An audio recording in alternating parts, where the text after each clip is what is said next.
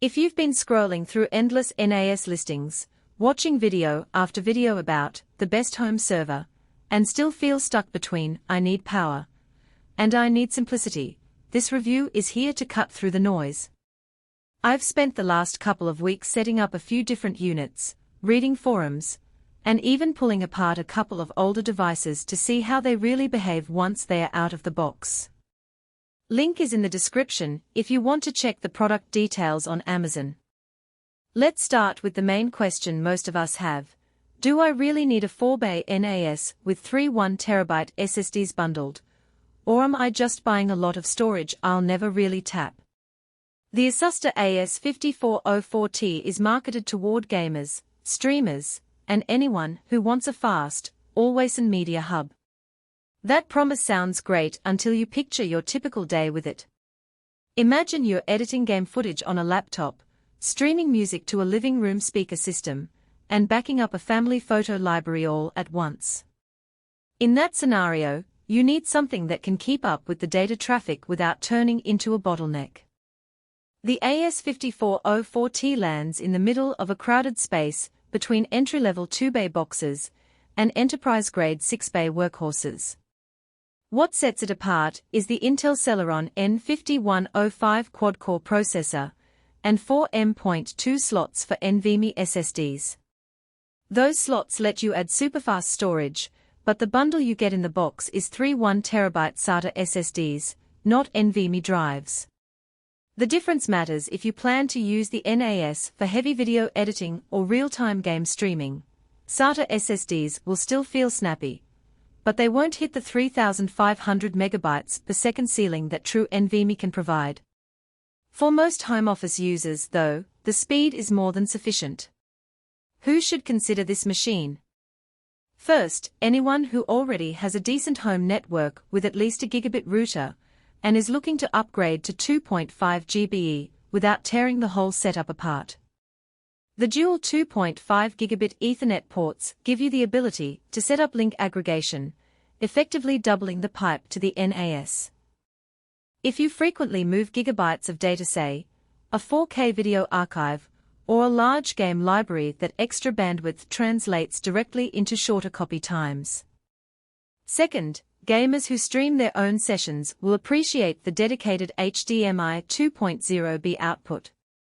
You can hook the NAS straight to a TV or monitor and treat it as a media player, bypassing a separate streaming box.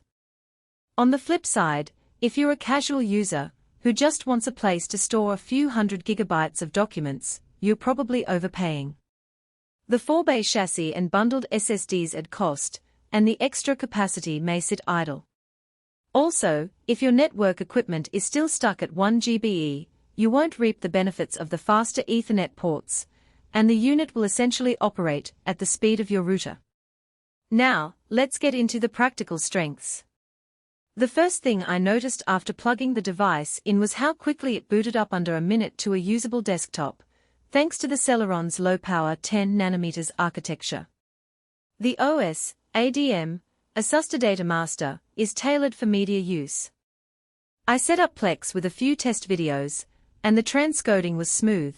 The server handled 1080p streams to 2 devices simultaneously without dropping frames. The NAS also supports Wake on LAN and Wake on WAN, meaning I can turn it on from my phone before I get home and have everything ready for the night's binge-watch session. Another standout is the 3 USB 3.2 Gen 2 ports. In a real-world test, I connected an external SSD and a USB-C drive at the same time, and both transferred data at close to the advertised 10 gigabits per second. That kind of headroom is useful when you need a quick offload of footage from a DSLR before a client meeting. The HDMI output, while not a game-changing feature, gave me the ability to use the NAS as a thin client for basic media playback on my living room TV. No extra streaming dongle required. But there are weaknesses that matter once you own the box. The first is the lack of built-in M.2 NVMe drives. The 4 slots are a great future-proofing claim, yet you have to purchase the NVMe cards separately. If you're hoping to max out performance out of the gate, you'll need to spend extra. In my setup, I swapped one of the SATA SSDs for a 500GB NVMe drive, and I could feel a modest bump in file transfer speeds, but the real gain only shows up when you start moving multiple large files at once. Second, the RAM is fixed at 4GB DDR4. While it's enough for typical NAS tasks, file serving, media streaming, backup, it leaves little room for heavy Docker containers or intensive virtualization workloads. If you plan to run multiple apps or a personal cloud suite, you might run into memory constraints. Thermal performance also deserves a mention. The unit is quiet, but it does get warm when the CPU is under load for extended periods, such as when you enable real-time transcoding for multiple 4K streams. The chassis has decent ventilation, but there's